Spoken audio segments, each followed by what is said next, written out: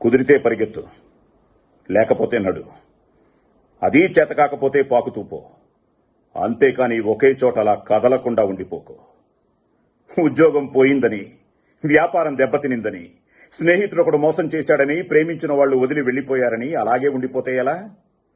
దేహానికి తప్ప దాహానికి పనికిరాని ఆ సముద్రపు కెరటాలే ఎగిసి ఎగిసి పడుతుంటే తలుచుకుంటే నీ తలరాత ఇంతే అన్నవాళ్లు కూడా నీ ముందు తల దించుకునేలా చేయగల సత్తా నీది. అలాంటిది ఇప్పుడొచ్చిన ఆ కాస్త కష్టానికే తలం చేస్తే ఎలా? సృష్టిలో చలనం ఉన్నది ఏదీ ఆగిపోకూడదు.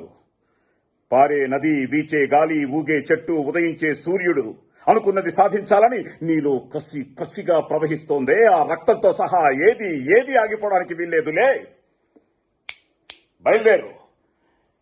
నిన్ను కదలనివ్వకుండా చేసిన ఆ మానసిక బాధల సంఖ్యలను తెంచేసుకో. పడ్డ చోటు నుండే పరుగు మొదలుపెట్టు. నువ్వు పడుకునే పరుపు నిన్ను ఛేదరించుకోకముందే నీ బద్ధకాన్ని వదిలి, నీ అద్దం నిన్ను ప్రశ్నించకముందే సమాధానం వెతుక్కో.